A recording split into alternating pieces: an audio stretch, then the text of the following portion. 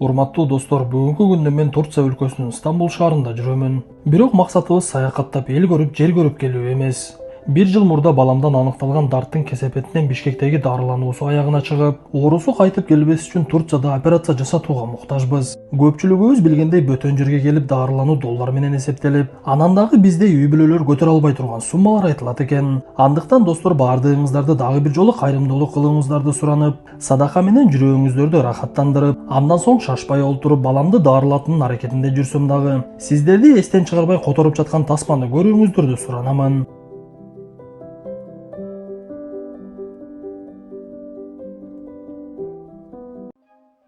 Салам достор, байланышта Санчо Бек каналы. Бүгүн болгон окуядан алынып 2006-жылы тартылган карышкырлар мекени Ирак аттуу тасманы көрөбүз. Америка Иракка бастырып кирип жада калса, түрк жоокерлерине дагы кол сала башташат. Анда эмесе түрк жоокерлеринин америкалыктарга кандай жооп болду, биргеликте көрөлү. Ах ты урод! Землю надумал целовать. Я тебя сейчас научу, как надо молиться. 2003-жылдын 20-мартында Америка Иракка бастырып кирип, дээрлик 20 күнгө жетпей эле Ирактын борбор шаары Багдад америкалыктардын колуна өтүп, өлкөнү баскынчылар башкарып каалагандай калчай башташат. Ошол убакта Иракты башкарып турган Саддам Хусейнге каршы чыккан америкалыктардын союздаштарынын бири Турция өлкөсү болчу. Бирок америкалыктар жеңишке жеткенден кийин союздаштарын дагы четке кагышып, өлкөдө жайгашкан түрк аскердик бөлүкчөсүнө дагы бастырып кире башташат. Ошол убакта аскердик бөлүкчөдө 11 гана түрк аскери бар эле. Алар бөлүкчөгө америкалык жоокерлерди жана алардын катарына кошулган жергиликтүү жоокерлерди киргизбегенге даяр болгондугуна карабай, өйдө тараптан катуу атыш чыгып кетпесин талабын аткарып койгула деген буйрук келет. Ошондо гана түрк аскерлери каршылыгын токтотуп, мылтыктарын ташташып, ал жерге америкалыктардын аскер башчысы Сэм Уильям Маршал кирип, биздин силерге суроолорубуз бар деп жоокерлерине ал жерден алып кетүүнү талап кылат. Ошентип америкалыктар түрк аскерлеринин баштарына чыпта кийгизип, Ирак жоокерлеринин алдында өтө катуу уяткарып алып кетишет. Бул окуядан көп өтпөй эле ошол суракка алынып кетилген түрк аскерлеринин башчысы Сулейман Аслан болуп өткөн окуя тууралуу кагазга жазып бирөөгө жөнөтүп, мен мындай уятка чыдай албаймын деп өзүн өзү атып өлтүрүп алат. Мындан соң окуя башка нукка бурулуп, унаада бара жаткан 3 адамды көрөбүз. Үчөөнүн башчысы Полот Алемдар түрк өлкөсүнүн ички жана сырткы душмандардан коргоо бөлүмүндө иштеген. Анын адамдарынын бири унааны айдап бара жаткан Абдулла болсо, экинчисинин аты Мемати. Алар Ирак өлкөсүндө жайгашкан курдтар байырлаган Эрбил шаарына бара жатышкан болчу. Бирок жолдон түшүнүксүз адамдар токтотуп, каармандарыбызды текшерүүгө алышып, тинтүүгө аракет кылып тизе чөккүлө деп коркута баштайт. Бирок Полот мындай нерсеге чыдай алчу эмес. Ошондуктан жинигелүү адамдары менен жанагы текшерүүчүлөрдүн бардыгын жок кылып салышат. Бул убакта шаардын башка бөлүгүндө үйлөнүү тойго камылга көрүлүп жаткан. Ал жерде Лейла деген кыз Саид деген балага турмушка чыгып, туугандары келип тойдо чардап, жаңы эле самоордо демделген чайдан ичишип, өздөрүнүн улуттук бийсинде бийлеп жатышкан. Бир мезгилде арасынан бир экөө тойдун кубанычынан улам асманга мылтыктарын атылап жиберишкен болчу. Ошол учурда эле алыс эмес жердеги америкалык жоокерлер ал жерге жетип келишип, болуп жаткан тойду бузуп, ал жердеги конокторду текшерүүгө ала башташат. Болгондо дагы америкалык жоокерлер өздөрүнүн үстөмдүгүн көрсөтүп, адамдарды жулмалап, оюна койбой эле эркектердин көпчүлүгүн алып кетүүгө камына башташты. Ошондой учурда жаш балдардын бири америкалык жоокердин мылтыгын кармап жиберип, ал атылып кетип, жанагы кичинекей бала көз жумуп, ортодо катуу атыш башталат. Бул атышта көпчүлүк жергиликтүүлөр каза болуп, жаңы үйлөнүп жаткан Саид дагы көз жумат. Буга чейинки 3 каарманыбыз болсо, бул убакта шаардагы эң күчтүү мейманканалардын бирине кирип, ал жакта ызы чууну башташып, мейманканага жайгашкандардын бардыгы качып чыга башташат. Көрсө алар мейманкананын жетекчисин чакырып, ал жерге жарылуучу заттарды орноткондугун айтышып, эгер айтканымды аткарбасаң, мейманканаң толугу менен жок болот деген буйругун берип жатышкан экен. Көрсө алардын максаты мейманкананын жетекчиси аркылуу америкалык аскер башчы Сэмди чакыруу экен эле. Анткени бул жерде жашаган күрттөрдүн көпчүлүгү америкалыктар менен тыгыз байланышта болчу. Алардын бири так эле ушул мейманкананын жетекчиси экендиги билинет. Ошондуктан каарманыбыз аны коркутуп, үркүтүп атып, Сэм менен байланышка чыгарды. Полот дароо эле уюлдук аппаратты өзүнө алып, Сэмди дагы коркутуп, эгер сен кайтарган аймакта тынчтык болуусун кааласаң, тез арада келгениңди эле өчүрүп коет. Биз ушул убакта кайрадан үйлөнүү той болуп жаткан окуяга кайтып, ал жердеги келген коноктордун көпчүлүгү жарадар абалда үйлөрүнө кетишип, америкалык жоокерлер көпчүлүк эркектерди контейнерге жүктөп алып жөнөшкөндүгүн көрөбүз.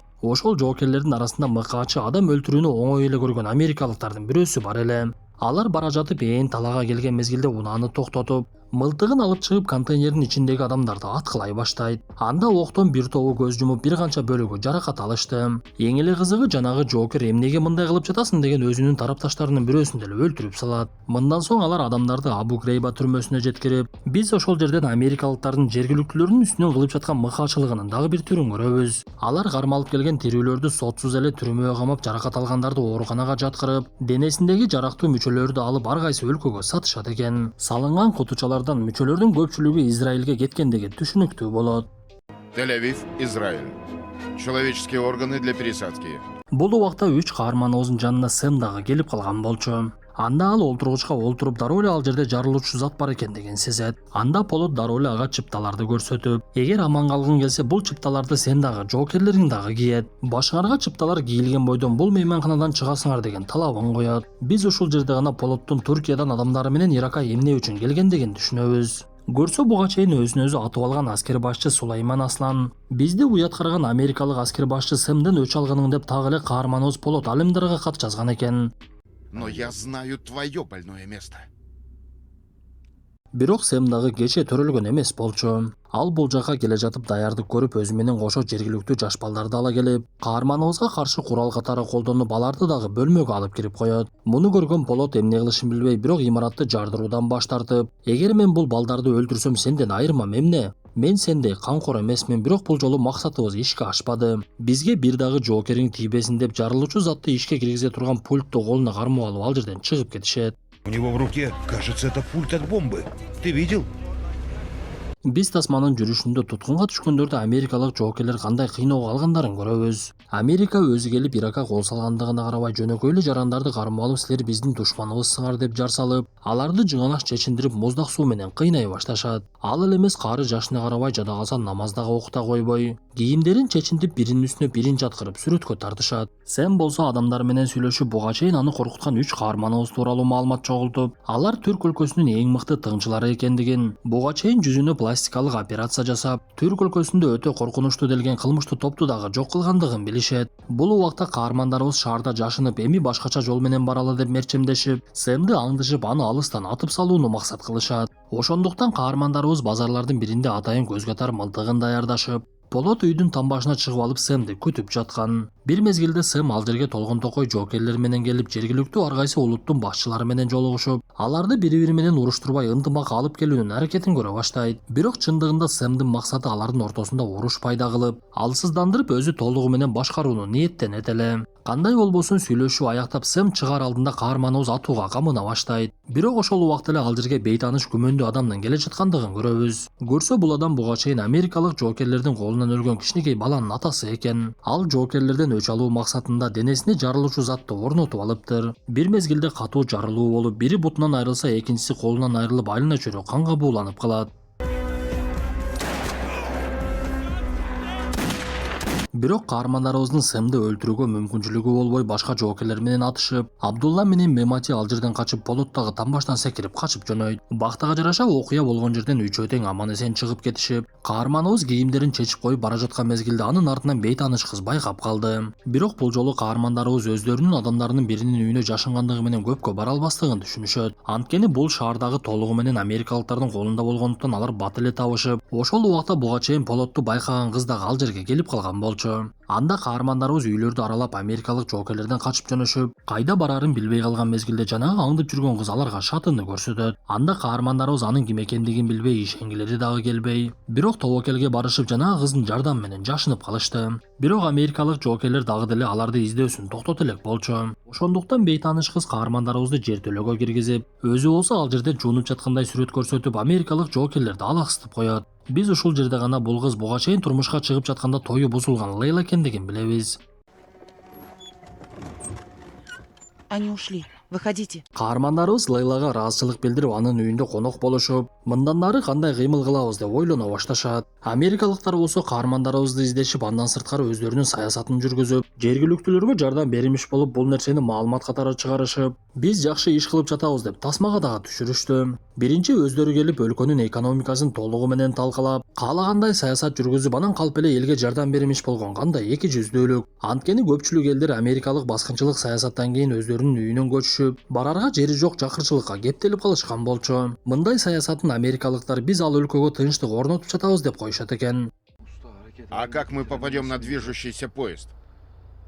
Бул убакта каармандарыбыздын оюна бир нерсе келип келе жаткан поездди күтүп жатышкан. Көрсө бул поезд менен Сэмге бара турган пианино келмек экен. Ошондуктан каармандарыбыз келе жаткан поездга секиришип ага жарылуучу затты орнотуп коюшту. Орнотулган жарылуучу зат пианинонун баскычын басканда ишке кирмек. Ошентип каармандарыбыздын максаты ишке ашып, пианино бат эле Сэмге жетип барып, ал олтуруп ойнойн деген мезгилде сыртта үндөр угула баштады. Анда Сэм жини келип сыртка чыгып, жолду оңдоп жаткандарды токтотуп, кайрадан кайтайын дегенде үстүндөгү буюм шамалдан түшүп кетип, баскыч басылып, пианино ошол жерде жарылат.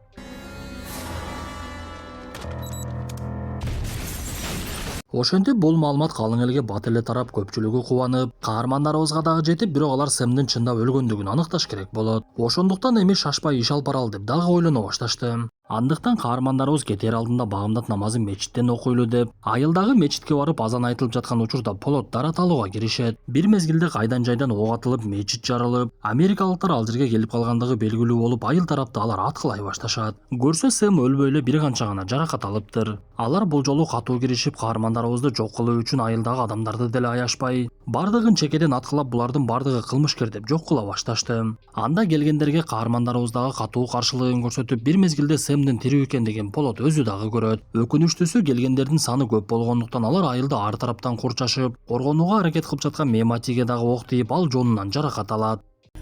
Прикрою пока с тыла. Абдулла! Ал эле эмес, бир мезгилде Абдулла дагы жаракат алып, америкалык жоокерлер жакындаша баштап, ошол учурда жергиликтүүлөрдүн бири Сархан аларга жардамга келип, америкалыктарды аткылай баштайт. Бул убакта полот айылдын экинчи тарабында салгылашып жаткан учур эле. Ал Лейланы байкап, аны коргоого аракет кылып, Лейла дагы жөн турбай Сэмди көргөндөн кийин бычагын көтөрүп чыгып, аны өлтүрүүнүн аракетин баштайт. Бирок ал адашып, Сэмдин алдынан чыгам деп, анын адамдарынын бирин сайып өлтүрдү. Ошол убакта Сэм анын артынан пайда болуп, тапанчасы менен атып, полот ал жерге келип калып, экөө тең бири-бирин тапанча менен атып жаракат алдырып, колдорунан куралдары ыргып, мушташууга киришишти. Бул убакта экинчи тараптагылар америкалык жоокерлерди дээрлик толугу менен жок кылышты окшойт. Алар биригип алып полотту издеп жөнөшүп, каарманыбыз болсо бул убакта Сэм менен катуу тирешип жаткан болчу. Алар колдоруна бычактарды кармап алып, бул мушташта каарманыбыз үстөмдүк кылып, Сэмди жыга салат дагы так эле жүрөгүнө бычагын сайып алат. Ошентип душман жок кылынып, полот дароо эле Лейлага барып, кыз алган жаракатынан каарманыбыздын колунда көз жумат.